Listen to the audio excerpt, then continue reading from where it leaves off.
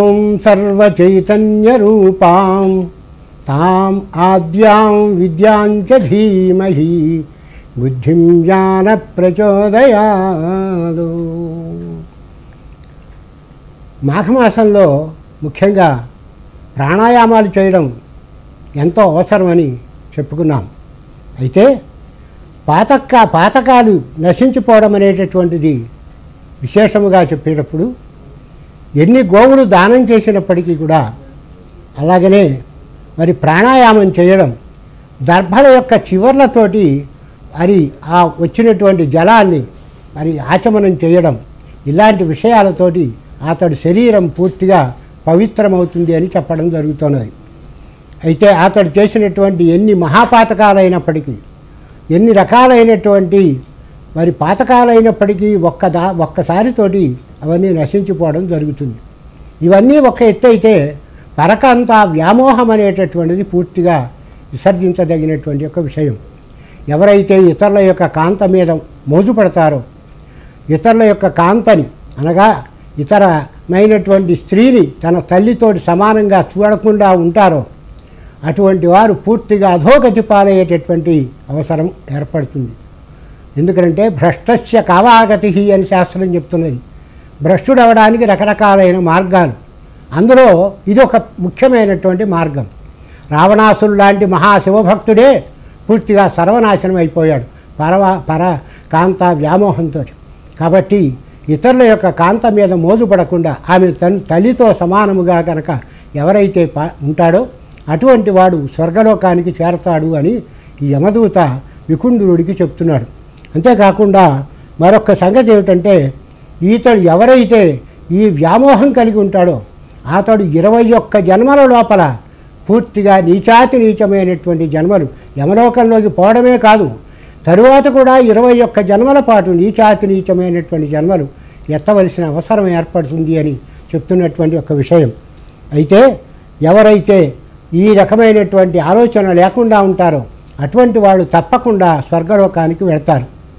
కారణం ఉన్నప్పటికీ కూడా ఎటువంటి యొక్క ఇబ్బంది లేకుండా కూడా అతడు స్వర్గలోకానికి చేరడానికి ముఖ్యమైనటువంటి యొక్క అవసరం ఏమిటంటే ఇతరుల యొక్క భార్యను తన యొక్క తల్లిగా, ఇతర స్త్రీని తన తల్లిగా కనుక చూడటం చాలా విశేషమైనటువంటి సంగతి. అంతేకాకుండా మరి గురుభక్తి, అందుకనే అన్నారు తల్లిదండ్రులను సేవించడమే కాదు గురువుని కూడా సమానంగా తండ్రి కంటే కూడా ఎక్కువగా చూడటం. అందుకనే మన యొక్క శాస్త్రములో, మన ఆర్ష సంప్రదాయంలో చెప్తున్నటువంటి ముఖ్యమైన మాట ఏమిటంటే పితృదేవో భవ, మాతృదేవో భవ, గురుర్దేవో భవ.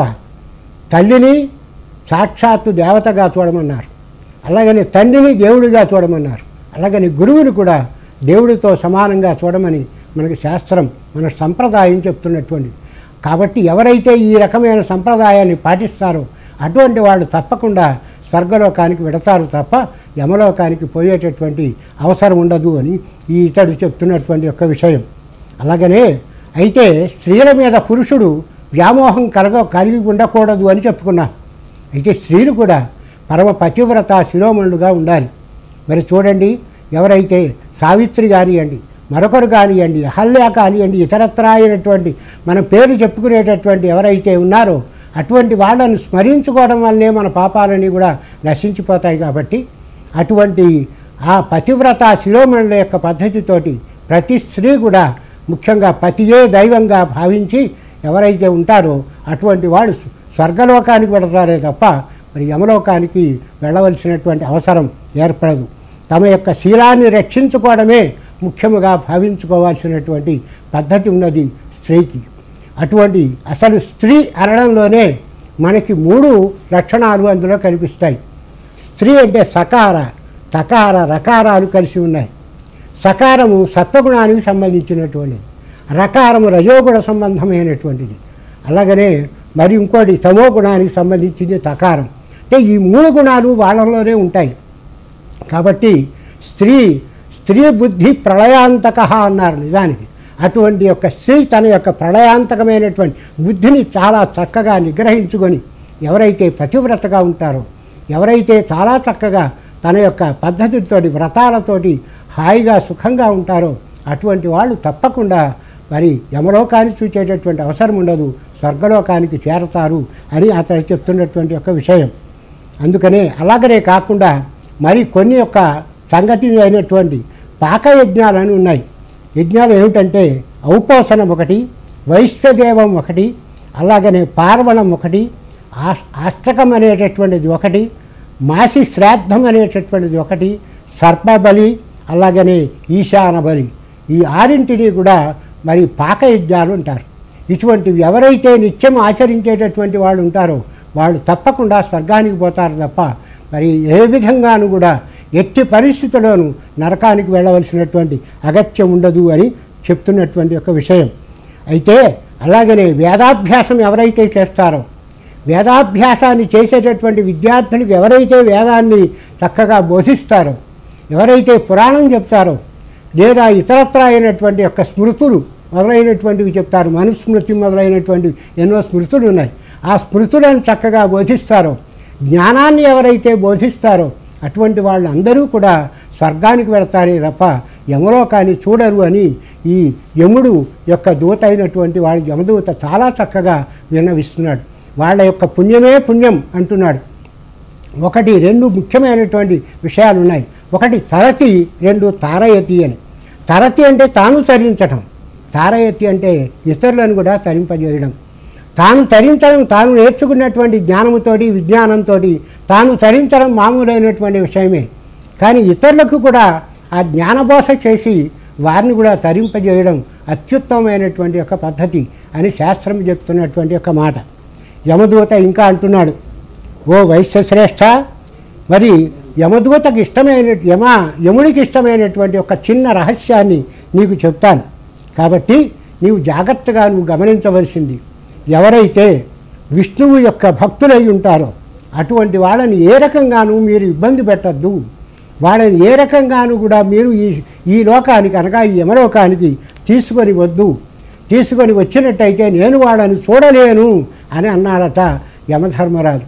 ఈ విషయం చాలా రహస్యమైనటువంటిదే, అందుకే ఈ రహస్యమైనటువంటి విషయాన్ని నీకు చెప్తున్నానయ్యా ఓ వైశ్యశ్రేష్ఠ అని అతడు చెప్తున్నాడు. ఏమయ్యా, మరి ఏ రకంగా ఓ దూత, ఏ మానవుడైనా సరే ఏ కారణం చేత అతడు స్వర్గానికి వెళతాడు, ఏ కారణం చేత అతడు మరి పాపాలు చేసినటువంటి వాడు నరకానికి వెళతాడు, అతని గురించి ఆ విష్ణువు యొక్క సంగతి గురించి నాకు చెప్పవలసింది అని మళ్ళీ అడిగాడు ఈ వికుండుడు. అప్పుడు యమదూత ఇంకా వివరంగా చెప్తున్నాడు, అయ్యా, ఏ మానవుడైనా సరే విష్ణుమూర్తి యొక్క భజన చేస్తాడు. మాఘమాసం ముఖ్యంగా శివకేశవులకు భేదం లేకపోయినప్పటికీ విష్ణువు యొక్క ప్రాతిపదిక, విష్ణువు యొక్క ప్రాబల్యాన్ని ఎక్కువగా మనకి చెప్పినట్లుగా ఇందులో కనిపిస్తుంది. కాబట్టి శివుడు మరి శంకరుడు కానివ్వండి లేదా విష్ణుమూర్తి ఇద్దరూ సమానమే అయినప్పటికీ కూడా విష్ణుమూర్తి యొక్క భజన చేసినటువంటి వారు ఎవరైతే ఉంటారో అటువంటి వాళ్ళు దురాచారుడు కానివ్వండి, దుశ్శీలుడు కానివ్వండి, పాపాచరణ నిరతుడు కానివ్వండి, అంటే ఎల్లప్పుడూ పాపాన్ని చేయాలనే బుద్ధి కలిగిన వాడు కానివ్వండి, అతడు ఎప్పుడూ కూడా మరి స్వర్గానికి వెళతాడే, అంటే విష్ణులోకానికి చేరతాడే తప్ప ఏ రకంగానూ యమలోకానికి వెళ్ళాడట. అయితే ఏ ఇంట్లోపల ముఖ్యంగా విష్ణు భక్తులు భోజనం చేస్తారో అటువంటి వాళ్ళు చాలా పవిత్రులు అవుతారు. విష్ణుమూర్తి గారిని సేవించడం ఎంత విశేషమో విష్ణు భక్తులు దగ్గర ఇంట్లో భోజనం చేయడం కూడా అంత పవిత్రమైనటువంటి కార్యక్రమంగా చెప్పబడుతోంది. ఎవరైతే ఆ రకంగా చేస్తారో వాళ్ళ యొక్క అంటే ఏమవుతుంది, విష్ణుమూర్తి గారితో ఎంత సంసర్గం ఏర్పడుతుందో విష్ణు భక్తులతోటి కూడా అదే రకమైన సంసర్గం ఏర్పడుతుంది. అంటే కలయిక, ఒక రకమైన సహవాసం ఏర్పడుతుంది. ఆ కలయిక వలన ఏం జరుగుతుందంటే వీళ్ళ పాపాలన్నీ పటాపంచలైపోతాయి. కనీసం ఇంకా చెప్తున్నారు, కాబట్టి యమధర్మరాజు మాకు ముఖ్యంగా ఆదేశం ఏమిటంటే మీరు ఎట్టి పరిస్థితుల్లోనూ విష్ణుమూర్తి యొక్క భక్తుల దగ్గరికి పోకండి, వారితోటి వాళ్ళని ఏ రకంగానూ ఇబ్బంది పెట్టకండి అని చెప్తున్నటువంటి ఒక విషయం. అయితే కాబట్టి ఈ లోకంలో మానవుడు తరించాలి అంటే విష్ణు భక్తి ఒక్కటే తరుణోపాయం, తరించేటటువంటి మార్గం అది ఒక్కటే అని చెప్తున్నాడు. పాపిష్ఠులు అనేటటువంటి వాడు ఈ సంసార సాగరం నుంచి బయటపడాలన్నప్పటికీ లేదా మామూలైనటువంటి విష్ణు భక్తి తప్ప మరొక రకమైనటువంటి మార్గం లేదు అని చెప్పబడుతోంది. విష్ణు భక్తి లేనటువంటి బ్రాహ్మణుని లోకం ఎలా పాలిస్తుందో, ఎలా చూస్తుందో అంటే చాలా నీచాతి నీచుడుగా చూడటం జరుగుతుంది. కాబట్టి విష్ణు భక్తి తప్పకుండా అందరూ పాటించవలసినటువంటి అవసరం ఉన్నది అని ఈ మాఘపురాణం చెప్తున్నది. ఎందుకంటే మాఘపురాణంలో విష్ణు భక్తిని గురించి సంబంధించినటువంటివి ఇంకా ఎక్కువగా చెప్పడం కూడా జరుగుతుంది. అయితే ఇంకో సంగతి ఏమిటంటే, వర్ణభాష్యుడైనప్పటికీ కూడా, అంటే తన యొక్క కులం నుండి వెలివేయబడ్డవాడైనా సరే, మరి ఇంకా ముల్లోకాల్లో కూడా అతను పవిత్రుడిగా అయి విష్ణు భక్తి వలన అతడు తరిస్తాడు. అంతేకాకుండా అతని మాతృపక్షం వాళ్ళు, మిత్రుపక్షం వాళ్ళు కూడా అందరూ కూడా తరించడం జరుగుతుంది. అంటే ఆ తరాల లోపల ఒక్కడు విష్ణు భక్తి కలిగి ఉంటే అటు తల్లి వైపున ఇటు తండ్రి వైపున కూడా తరించేటటువంటి అవకాశం ఏర్పడుతుంది. కాబట్టి విష్ణు భక్తియే శరణ్యం అని ఇందులో చెప్తున్నాడు యమదూత. ఇంకా కాకుండా విష్ణు భక్తులకు దాసుడుగా ఎవరైతే ఉంటాడో, అలాగనే విష్ణు భక్తుడు అన్నము తినేటటువంటి వాడు ఎవరైతే ఉంటాడో అది అటువంటి వాడు దేవతలకు లభించేటటువంటి ఉత్తమోత్తమైనటువంటి గతిని అతడు అంటే ఆ స్థాయికి చెందడానికి అవకాశం ఏర్పడుతుంది. కాబట్టే సర్వ పాపాల నుండి పరిశుద్ధుడు కావడానికి విష్ణు భక్తుల యొక్క సేవ చేసి వారి ఇంట్లో భోజనం చేయడం తప్పదు. మరి భోజనం చేయడం కుదరలేదండి, నాకు చేయడం కుదరదు అనుకుంటే కనీసం వాళ్ళ ఇంట్లో కాస్త జలమైన అంటే నీరైనా త్రాగితే ఆ పుణ్యం అనేది లభిస్తుంది అని శాస్త్రం చెప్తున్నటువంటి యొక్క విషయం. కాబట్టి అంతేకాకుండా గోవిందాయ నమో నమః అనేటటువంటి మంత్రాన్ని ఎవరైతే జపిస్తారో అటువంటి వాళ్ళకి తప్పకుండా ముక్తి కలుగుతుంది. వాళ్ళు నరకలోకాన్ని చూచేటటువంటి అవసరం లేదు.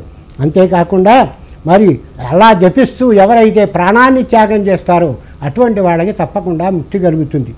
అంతేకాకుండా అంగన్యాస కరన్యాసాది మొత్తం కార్యక్రమాలన్నింటినీ అనగా ముందు చెప్పుకునేటటువంటి పద్ధతి ప్రకారం ఎవరైతే ఓం నమో భగవతే వాసుదేవాయ అనేటటువంటి 12 అక్షరాలు కలిగిన మంత్రాన్ని కానివ్వండి, లేక నమో భగవతే వాసుదేవాయ అనేటటువంటి ఈ 12 మంత్రం ఎలాంటిదో ఓం నమో నారాయణాయ అనేటటువంటి అష్టాక్షరీ మంత్రం కూడా అంత గొప్పది. ఈ 2 మంత్రాలు కూడా ఎవరైతే సక్రమంగా చేస్తారో అటువంటి వాళ్ళకి ముక్తి కలుగుతుంది. వాడు నరకలోకాన్ని చూచేటటువంటి అవసరం ఉండదు. ఈ సందర్భంలో ఒక చిన్న మాట చెప్పుకోవచ్చు. పాపాత్ములకి నారాయణ అనేటటువంటి ఒక మాట నోటి నుండి రాదు. దాని సందర్భంలో ఒకడు ఏమిటయ్యా అంటే, ఒకడు పాపాత్ముడు ఉన్నాడు. ఆ పాపాత్ముడు ఎన్నో రకాలైనటువంటి పాపాలు చేశాడు. కనీసం ఒక్కసారి కూడా నారాయణ అన్నటువంటి పాపాన అతడు పోలేదు. దానితో అతడు చనిపోయేటటువంటి సమయం ఏర్పడినప్పుడు అక్కడ ఉండినటువంటి వాళ్ళందరూ కొంచెం ఆలోచించి ఒక్కసారి ఇతని చేత నారాయణ అనేటటువంటి మాట అనిపించినట్టయితే వాడికి పుణ్యం లభిస్తుంది కదా, ఉత్తమ లోకానికి పెడతాడు కదా అని ఆలోచించి అతన్ని నారాయణ నారాయణ అనమన్నట్ట. వాడు పొరపాటున కూడా ఆ శబ్దం అనలేదు. దాంతో ఇంకెవరో ఆలోచించి నార అనగా గోగునారో జనపనారనో తీసుకుని వచ్చి ఇదేమిట్రా అన్నట్ట. ఇదేమిట్రా అంటే అతడు ఏమన్నాడంటే, నారా అంటే ఎక్కడ పుణ్యం వచ్చేస్తుందో అని అది పీచు అన్నట్ట. పీచుమంటూ అతడు చనిపోయాట. దీన్ని బట్టి మనం అర్థం చేసుకోవాల్సింది ఏమిటంటే, మనకి ఎంతో పుణ్యం ఉంటే తప్ప, ఎంతో పూర్వజన్మ సుకృతం ఉంటే తప్ప, ఎన్నో రకాలైనటువంటి పుణ్య కార్యక్రమాలు మనం చేసి ఉంటే తప్ప మన హృదయంలో కనీసం భగవంతుని స్మరించాలి అనేటటువంటి యొక్క ఆలోచన కూడా రాదు. అలా కనుక వచ్చినట్టయితే ఎంతో పుణ్యం, కానీ అలాంటి అవకాశం చాలా తక్కువ మందికే కలుగుతుంది. అయితే మరి బ్రహ్మహత్య పాతకుడైనప్పటికీ కూడా ఈ వైష్ణవ భక్తుడు వద్ద అనగా విష్ణు భక్తిని కలిగి ఉన్నట్టయితే అతడి పాతకాలాన్ని నశించి వాడు పుణ్యాత్ముడు అవుతాడు.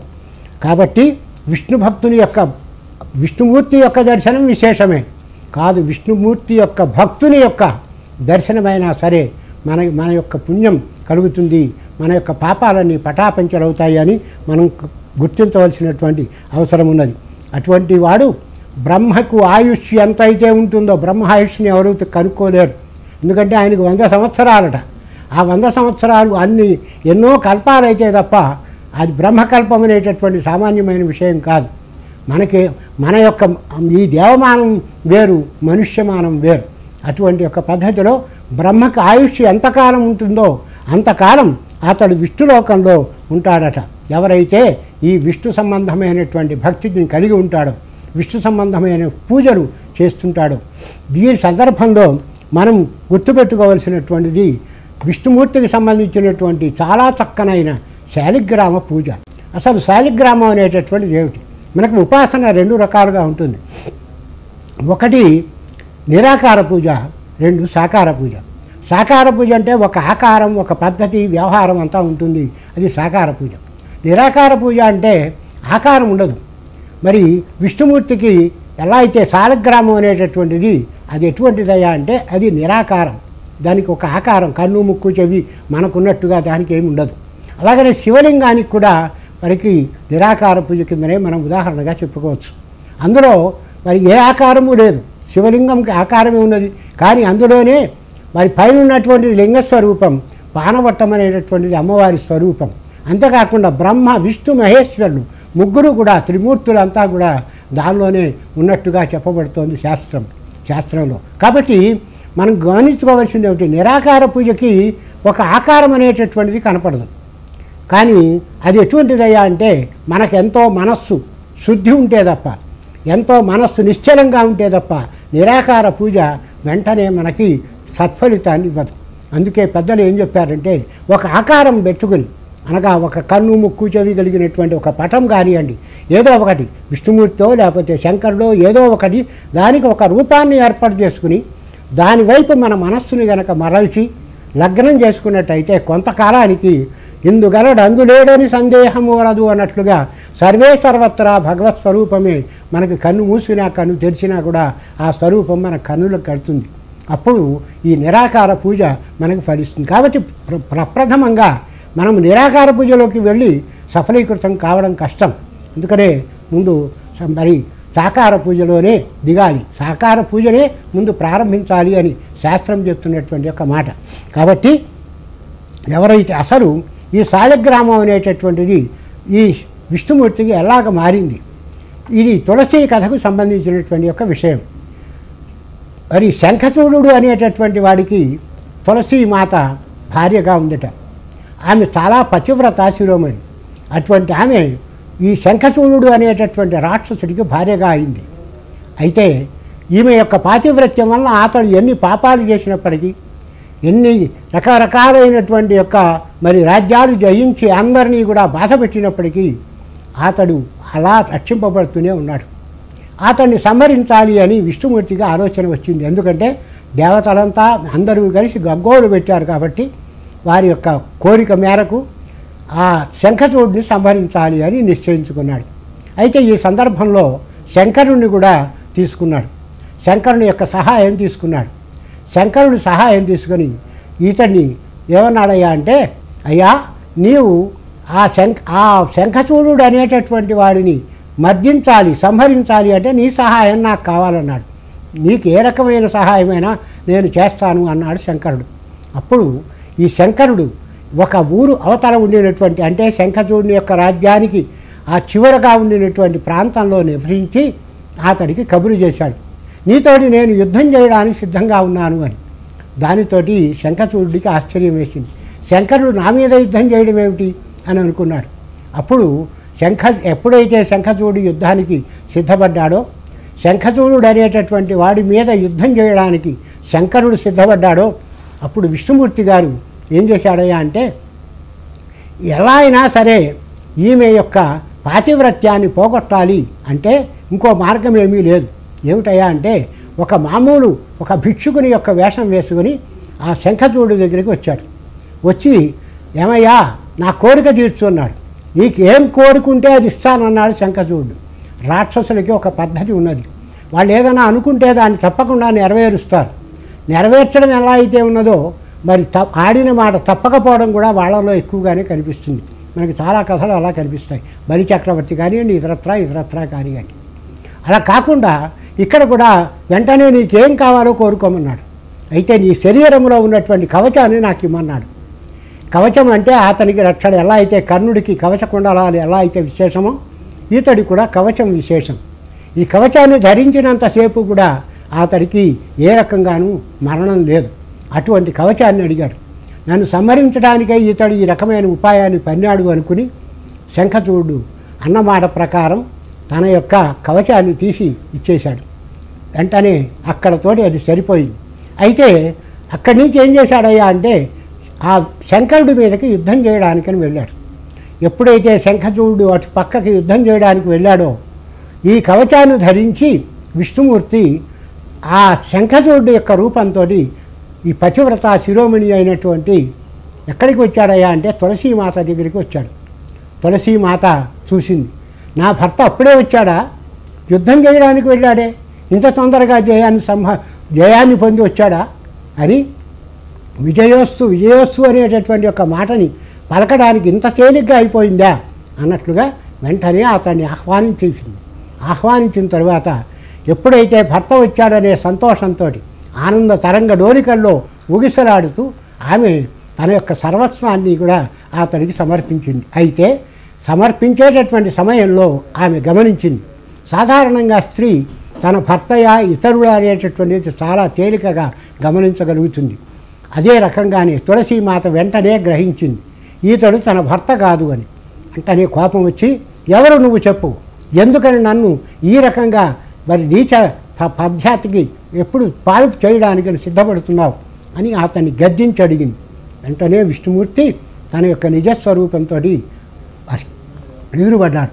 ఎదురుపట్టడంతో వెంటనే ఆమె ఏం చేసిందంటే, ఈ రకంగా నన్ను మోసం చేసి నా యొక్క పాతివ్రత్యానికి భంగం కలుగజేశావు కాబట్టి నీవు శిలవైపోవుగాక అని చెప్పించింది. అదే శిల ఎక్కడయ్యా అంటే గండకీ నది ప్రవహించేటటువంటి ఒక చోటులో ఈ శిలారూపంగా ఆ విష్ణుమూర్తి గారు ఉండిపోయాడు. అయితే దాని యొక్క మరి శిలారూపంగా ఉండిపోయినటువంటి విష్ణు రూపానికి ప్రక్కనే ఒక గండకీ నది ఉన్నది. ఆ గండకీ నది ఆ మరి పర్వతాన్ని ఒరుసుకుంటూ పోతుంది. ఒరుసుకుంటూ పోయినప్పుడు ఒక్కొక్క రవ చిన్న ముక్కగా మరి విడిపోతుంది. ఆ విడిపోయినటువంటిదే మనకి ఇక్కడ ఉండినటువంటిది ఏమిటయ్యా అంటే సాలగ్రామం. ఈ సాలగ్రామం చాలా పవిత్రమైనటువంటిది. దీని పుణ్య విశేషం మరి యొక్క వచ్చే సంచికలో తెలుసుకుందాం.